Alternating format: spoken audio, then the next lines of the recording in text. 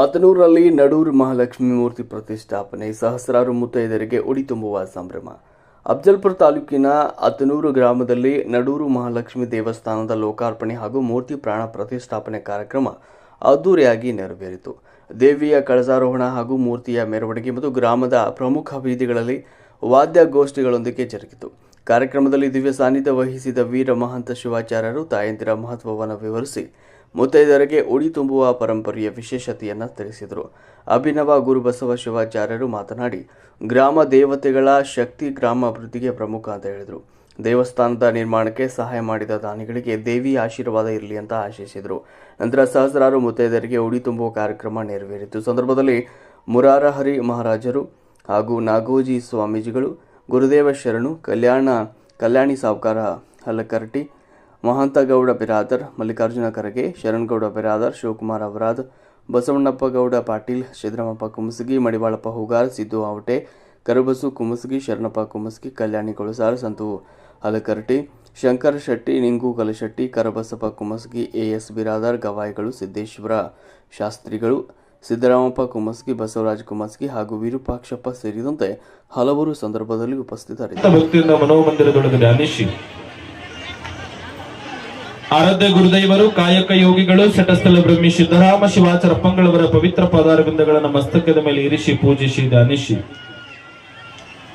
ಈ ಸುಂದರವಾಗಿರುವಂತಹ ಸಮಾರಂಭದೊಳಗೆ ತಮ್ಮೆಲ್ಲರಿಗೂ ಕೂಡ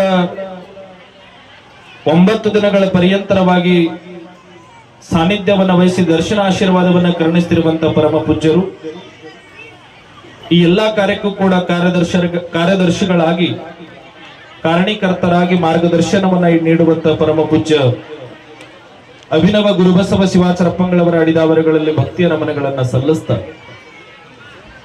ಸುಂದರವಾಗಿರುವಂತಹ ಪೀಠದ ಮೇಲೆ ಸಮಾಜದ ಗುರುಗಳಾಗಿ ನಾಡಿನೊಳಗ ಸಮಾಜದ ಏಳಿಗೆಗಾಗಿ ಶ್ರಮಿಸುವಂತ ಪರಮ ಪೂಜ್ಯ ಗುರುಗಳಲ್ಲೂ ಕೂಡ ಶರಣಾರ್ಥಿಗಳನ್ನ ಸಲ್ಲಿಸ್ತಾ ಇದೀಗ ತಾನೇ ಬಹಳ ಸುಂದರವಾಗಿರುವಂತ 2 ಮಾತುಗಳನ್ನಾಡಿ ನಿರ್ಗಮಿಸ್ತಾ ಇರುವಂತ ಮಹಂತನ ಪರಮ ಶಿಷ್ಯರಾಗಿ ಸಿದ್ದರಾಮ ಶಿವಯೋಗಿಗಳ ಮಗನಾಗಿರುವಂತ ಮುರಾರಿ ಮಹಾರಾಜರಲ್ಲೂ ಕೂಡ ಶರಣಾರ್ಥಿಗಳನ್ನ ಸಲ್ಲಿಸ್ತಾ ತಮ್ಮೆಲ್ಲರಿಗೂ ಕೂಡ ಈ ವೇದಿಕೆ ಮೇಲೆ ಉಪಸ್ಥಿತರಿದ್ದು ಈ ಕಾರ್ಯಕ್ರಮದ ಸಾನ್ನಿಧ್ಯವನ್ನ ವಹಿಸಿಕೊಂಡಿರುವಂತ ನೇತೃತ್ವವನ್ನ ವಹಿಸಿಕೊಂಡಿರುವಂತ ಗುರುಮಠದ ರುದ್ರಮುನಿ ಸ್ವಾಮಿಗಳಲ್ಲೂ ಕೂಡ ಶರಣಾರ್ಥಿಗಳನ್ನ ಸಲ್ಲಿಸ್ತಾ ನೋಡಿದಂತ ಜ್ಞಾನಯೋಗಿ ಬಿಜಾಪುರದ ಸಿದ್ದೇಶ್ವರ ಸ್ವಾಮಿಗಳು ಅಂದ್ರೆ ಮನುಷ್ಯರಾಗಿ ತಾಯಿಯ ಉದರಿಂದ ಬಂದಿರತಕ್ಕಂತ ಪ್ರತಿಯೊಬ್ಬರು ಕೂಡ ಒಂದು ದಿವಸ ಈ ಲೋಕವನ್ನ ಬಿಟ್ಟು ಹೋಗಲೇಬೇಕು. ಗದಗಿನ ಹತ್ರ ಹೊಸಳಿ ಅಂತ ಬರ್ತದ, ಅಲ್ಲಿ ಒಬ್ಬರು ಬೂದೀಶ್ವರ ಶಿವಗಳಿಂದ ಆಗಿ ಹೋದ್ರು. ಅವರು ಕೂಡ 777 ವರ್ಷಗಳ ಕಾಲ ಬದುಕಿದ್ರು.